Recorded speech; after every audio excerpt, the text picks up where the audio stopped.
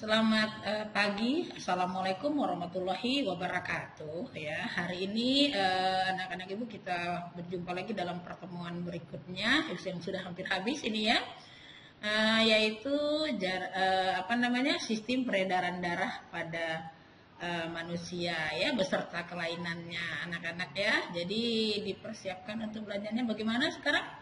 Sehat ya, mudah-mudahan sehat, kemudian COVID-nya bisa berlalu, kita bisa bertatap muka ya. Untuk sementara kita lanjutkan dengan pembelajarannya sistem peredaran darah pada manusia. Oke.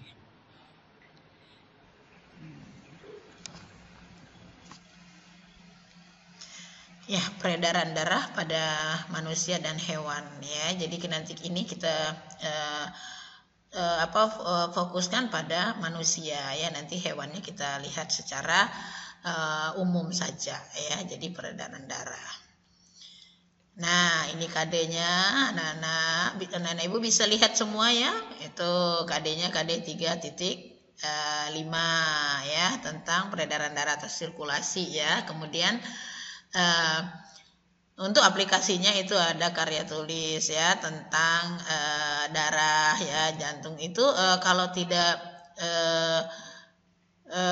terlalu banyak waktunya, nanti kita bikin opini saja ya. Jadi dengan literatur karena kondisi kita lagi COVID ya. Kemudian indikatornya itu organnya, kemudian proses pembekuan darah, kemudian kelainan ya. Jadi itu yang kita bahas secara bertahap. Tujuannya untuk apa? Untuk mengerti ya, untuk memahami, anak-anak ibu semua paham ya tentang sirkulasi, tentang pembekuan darah, kemudian apa aja sih gangguan-gangguannya sebenarnya yang terjadi pada sistem sirkulasi. Oke ya, jadi sudah tahu ya untuk adik-adiknya. Nah, sekarang kita melihat peta konsepnya ya, peta konsepnya. Nah, itu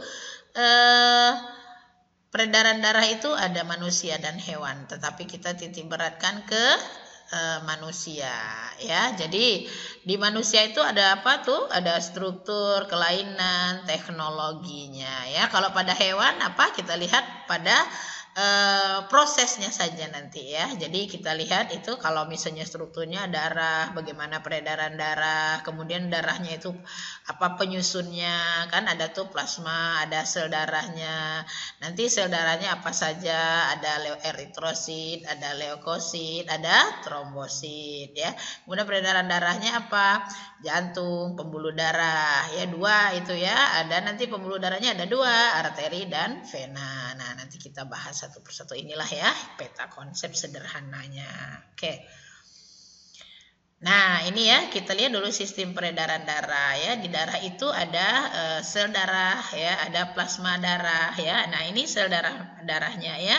Sel darah merahnya itu namanya eritrosit ya. Jadi berbentuk seperti lempeng ya, seperti kue donat ya. Nah, itu sel darah kita yang benar, eritrosit kita yang benar ya. Fungsinya itu adalah membawa oksigen dari paru-paru ke seluruh tubuh ya. Jadi di sini, nah kalau ibu ya, kalau ibu tidak semuanya seperti lempeng, ibu pernah uji ya, berarti ibu ada kelainan juga ya, kelainan genetiknya.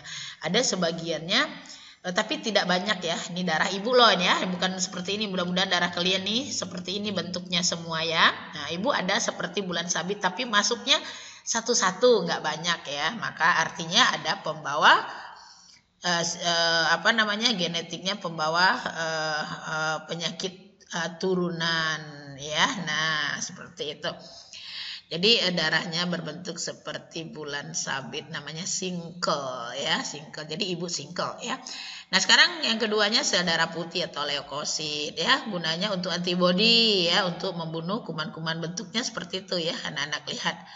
Ya, ada kaitan ya. Jadi nanti di darah putih itu macam-macam ya. Jadi kalau kita lihat volumenya itu ada plasmanya, cairannya, ada eritrositnya, ada leukosit ya. Kemudian ada keping-keping darah atau trombosit, itu berguna untuk pembekuan darah ya. Nah, kalau terluka. Kemudian ada plasma darah, itu untuk membawa CO2 dan sari-sari makanan. Oke ya. Ya, kemudian ini bentuk sel-sel darah putih ini ya, sel darah ya, darah putih ya. Ada eosinofil ya, sel darah putih ya anak-anak ya. Nah, ada eosinofil, ada neutrofil, ada monosit, limfosit, basofil ya bagian-bagiannya. Nah, ini berguna masing-masingnya beda. Kita contoh eosinofil itu untuk membunuh kuman langsung ya. Ada yang untuk monosit, ada yang untuk makrofag dan sebagainya. Jadi kelima bagian sel darah ini mempunyai fungsi yang berbeda-beda. Ada yang membaca peta atau memori gitu ya. Nah, kita lanjutkan. Nah, ya jadi dalam sel darah merah, sel darah kita itu ada sel ya. Jadi sel itu berarti ada bagian-bagiannya ya. Nah, ini sel induknya namanya limfoid, ada sel B, ada sel T, itu terdapat pada limfosit untuk membaca peta nih ya. Kemudian ada eritrosit, itu adalah sel darah merah. Ada trombosit, trombosit itu keping-keping darah untuk pembekuan ya. Monosit untuk menjaga dari antibodi ya. Neutrofil ya, eosinofil dan basofil semuanya itu berfungsi untuk pertahanan tubuh gitu ya. Sel darah merah sel darah putih ini ya. Oke. Nah, kemudian ini yang kedua, yang berikutnya itu adalah mekanisme pembekuan darah ya. Ini pembekuan darah, ini prosesnya ya. Yang aktivisasi tadi kan Ibu katakan itu adalah trombosit ya. Jadi trombosit itu pecah kalau kita luka kan. Nah, pecah trombositnya ya. Kemudian keluar darah kan. Nah, setelah mengeluarkan darah, kalau misalnya bagaimana darahnya tidak berhenti keluar, itu langsung di tubuh kita mengeluarkan hormon trombokinase ya. Jadi merubah protrombin menjadi trombin. Jadi ada dibantu dengan kalsium dan vitamin K. Vitamin K dari tubuh kita ya. Tapi kalau misalnya orangnya luka parah, berarti harus disuntik vitamin K tambahan ya agar cepat menghasilkan pembekuan darah gitu ya. Dan trombinnya membentuk fibrinogen ya. Fibrinogen itu serat-serat ya. Nanti seratnya berubah menjadi fibrin. Kemudian lukanya menutup, darahnya membeku ya. Itulah proses pembekuan darah sederhana. Sebenarnya kalau misalnya kita ikutin semua enzim yang bekerja pada saat pembekuan darah ini lebih dari 50 enzim ya. Tapi kita tidak baca semuanya, nanti anak-anak Ibu mumet semuanya ya. Jadi cukup kita kenal aja satu, namanya adalah trombokinase ya. Jadi sebenarnya lebih dari 50 ya. Jadi mual nanti ya. Nah, kita lanjutkan. Nah, ini penggolongan darah ya. Jadi di darah kita tuh ada aglutinogen, ada aglutinin ya. Jadi aglutinogen itu untuk menentukan golongan darah ya. Jadi yang menjadi dasar untuk darah A, B, C, salah ya, A, B, C pula darahnya. Ini ngelamun anak-anak Ibu ya, biar jangan ngelamun. Golongan darah apa saja? A, B, AB dan O ya, bukan A, B, C, D ya. Nah, kemudian di dalam aglutinogen itu terdapat protein darah ya, yang di dalam eritrosit ya. Kemudian ada aglutinin. Aglutinin itu berupa protein juga di dalam darah. Ini substansi untuk aglutinasi sel, misalnya sebagai antibody ya. Jadi kalau untuk golongan darah, aglutinogen yang menentukan ya. Oke, kita lanjutkan.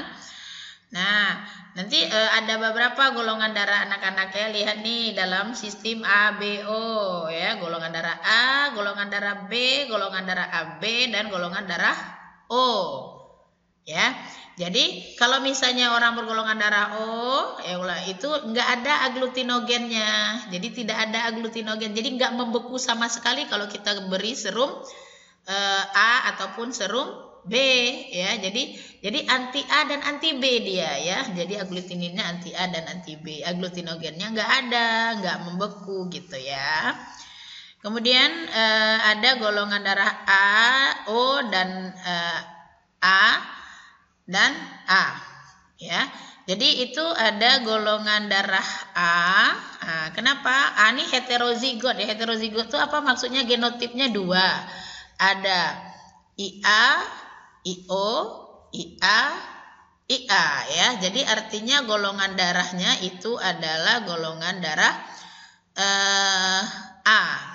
Jadi aglutinogennya adalah A. Jadi dia membeku pada A.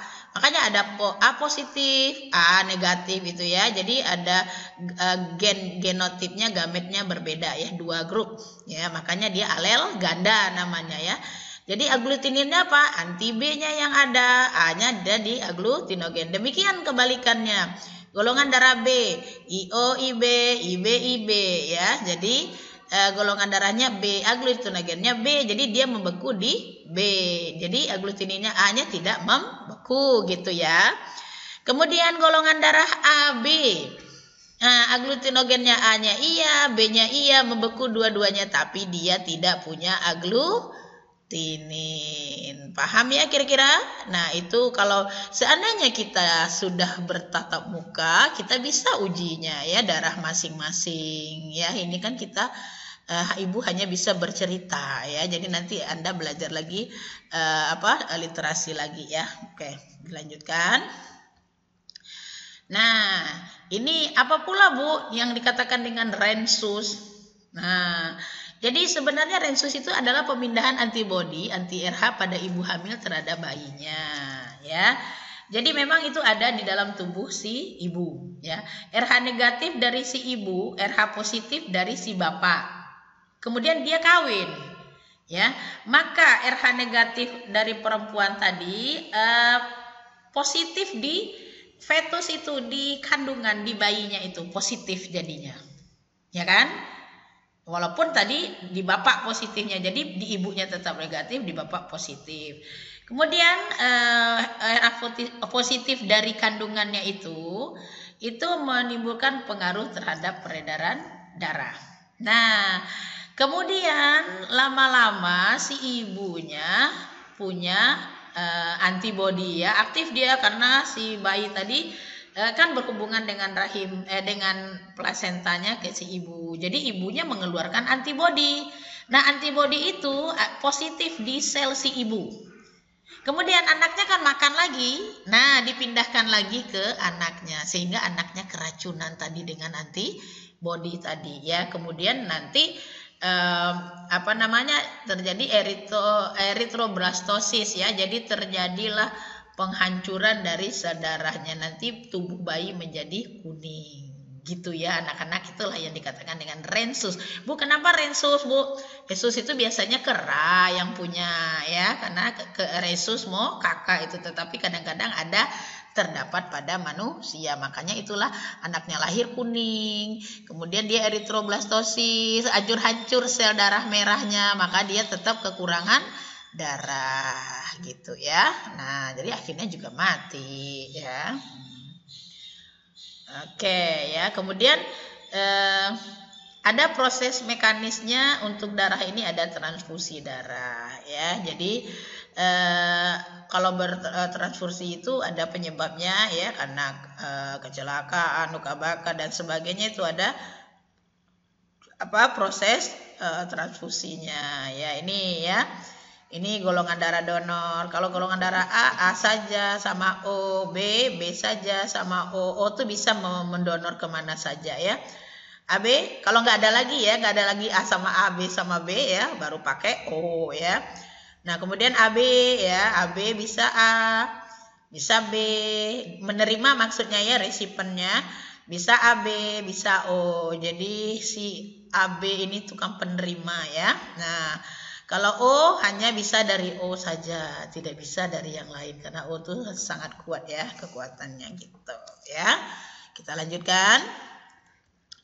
Nah, ini alat peredaran darah ya, mungkin anak-anak sudah paham ya. Jantungnya ada serambi kiri, atrium kiri, bilik kiri, ventrikel kiri ya, bilik kanan, ventrikel kanan. Serambi itu atrium ya.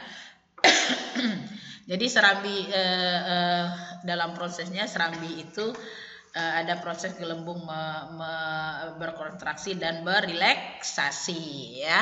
Jadi ada katupnya juga ya, membuka dan menutup. Ada denyut normal. Ini ada denyutnya ya, sistolis dan diastolisnya 70/80 per menit ya, itu sebenarnya normalnya ya.